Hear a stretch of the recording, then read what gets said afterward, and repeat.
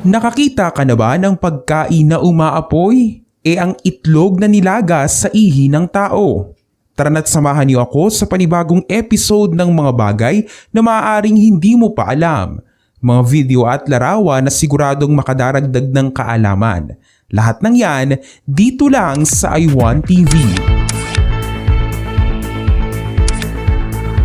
Alam mo ba na ang mga prutas kagaya ng strawberry at raspberry ay hindi naman pala kabilang sa tinatawag na berry, habang ang saging at talong ay ang kabilang sa kategoryang ito? Bakit nga ba parang naging komplikado?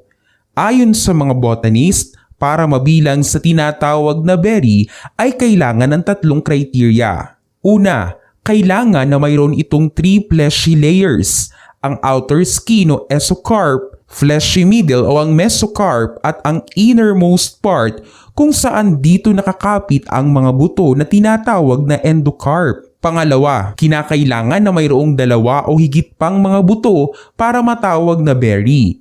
Kaya ang cherry na may iisang buto ay hindi kabilang sa kategoryang ito at hindi matatawag na berry. Pangatlo, sa criteria ay kailangan na na-develop ito sa iisang bulaklak na may iisang ovary lamang. Kaya't ang kamatis at sili ay kabilang sa tinatawag na berry. Habang ang strawberry at ang raspberry, bagamat may berry sa kanilang pangalan, ay hindi ito kabilang sa kategoryang ito. Isa ka ba sa mga hindi kumakain ng tutong? Karaniwan sa ating mga Pilipino ay hindi nauubusan ng tutong, lalo na kapag napapabayaan ang sinaing. Kadalasan nga ay itinatapo na lamang dahil matigas na ang mga ito. Ngunit alam mo ba na mayroong tindahan sa US kung saan binibenta ang mga tutong na kagaya nito? Pinasosyal pa ang pangalan at tinawag na scorched rice at ibinibenta sa halagang $7.58 o mahigit 300 pesos. Pagmasdan namang mabuti ang larawan na ito. I-comment mo naman sa ibaba ng ating video kung anong hayop ang iyong nakikita. Pagdating sa kakaibang pagkain ay hindi tayo mauubusan, ngunit nakakita ka na ba ng pagkain na umaapoy? Sa India ay mayroon silang tinatawag na paan, isang exotic food na talagang kakaiba dahil sa nagliliyab nitong preparasyon.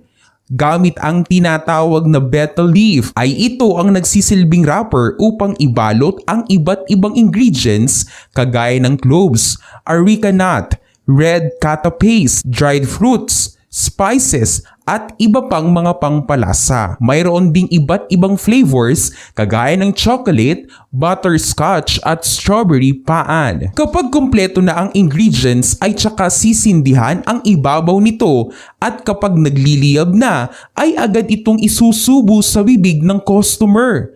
Nagsisilbi daw itong mouth freshener at nakatutulong sa mabilis na pagtunaw ng pagkain. Kung titignan ay hindi mo mapapansin kung ano nga ba ang kakaiba sa pamilyang ito na nagmula sa India. Isang pambihirang pagkakataon kasi ang hindi mo aakalain na posible palang mangyari. Ang kapanganakan kasi ng bawat miyembro ng pamilya ay pumapatak sa magkakaparehong buwan at araw. Si Anish Kumar ay ipinanganak noong May 25, 1981 habang ang kaniyang asawa ay ipinanganak noong May 25, 1987. Ikinasal sila noong 2011 at makalipas ang 1 taon ay isinilang ang kanilang unang anak noong May 25, 2012. Makalipas ang ilan pang mga taon ay isinilang naman ang kanilang bunsong anak noong May 25. Ang mga pagong ay kilala sa pagiging mabagal, ngunit ito na siguro ang pinakamabilis na pagong na iyong makikita.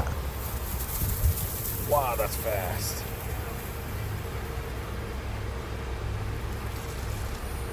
Maaliw at mamangha naman sa lalaking ito kung paano gayahin ang tunog ng baril. This is a shotgun. This is a machine gun. This is the base gun. Louder, man. Ang larawan naman na inyong makikita ay hindi edited. Ito ang tinatawag na pouter pigeons, domesticated varieties ng mga rock dove. Kakaiba naman ang mga kalapating ito dahil sa kanilang unusual appearance. Kilala ito sa pagkakaroon ng malalaki at inflatable crop o butchi sa Tagalog. Hindi naman tukoy kung saan ang origin ng mga pigeon na ito. Ngunit pinaniniwalaan na 400 years ago pa nang magsimulang magkaroon ng breed ng mga ganitong kalapati. Alam mo ba na sa Dubai ay mayroong tinatawag na The World Islands? Isa itong multi-billion na proyekto na sinimula noong September 2003. Binubuo ito ng umaabot sa 300 na mga isla na kahalintulad sa mapa ng ating mundo. Kapag nag-zoom in ka nga, ay makikita ang iba't ibang mga isla na nakapangalan sa iba't ibang bansa kagaya ng Switzerland, United Kingdom, Pakistan at maging ang Pilipinas. Noong 2008 ay nahinto ang proyekto dahil sa financial crisis. Kaya noong 2019 ay nasa 2 hanggang 3 isla pa lamang ang completely functional. At dahil gawa sa buhangin ang mga ito ay naiulat na may ibang isla na unti-unti na natutunaw at lumulubog pabalik sa karagatan.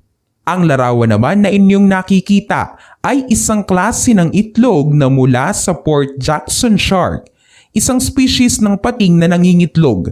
Talagang kakaiba dahil sa malapenicone grenade nitong itsura. Sa una ay malambot lamang ang mga ito, ngunit habang lumilipas ang panahon ay unti-unti itong tumitigas at dito nga nagmumula ang inakay ng Port Jackson shark. Bumalik tayo sa kakaibang pagkain.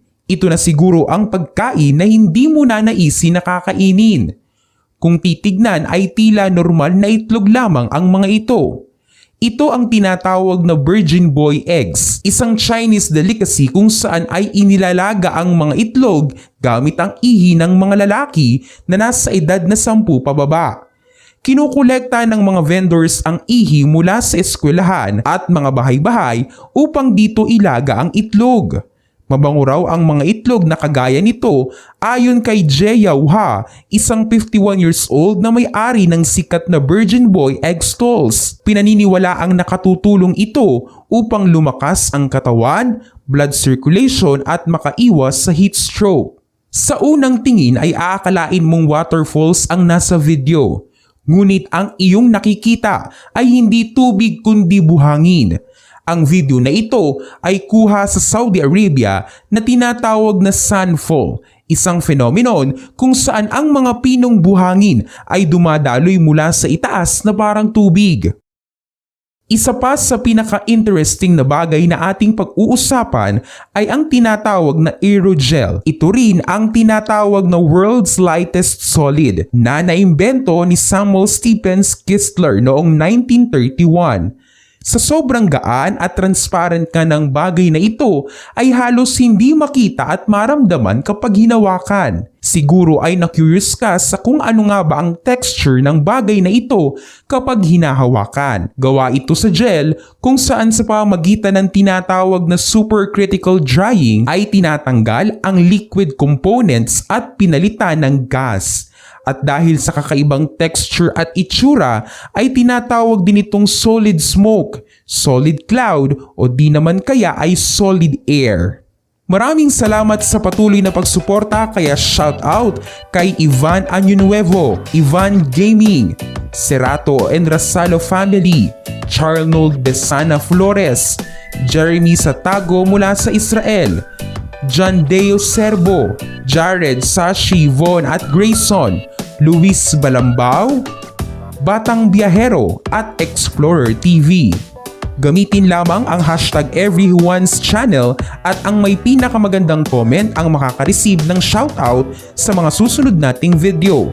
Para sa inyong reaksyon ay i-share lamang yan sa ating comment section at kung kayo ay may story suggestion ay huwag kalimutang mag-comment at mag-subscribe at abangan ang susunod na episode dito lang sa iJUANTV.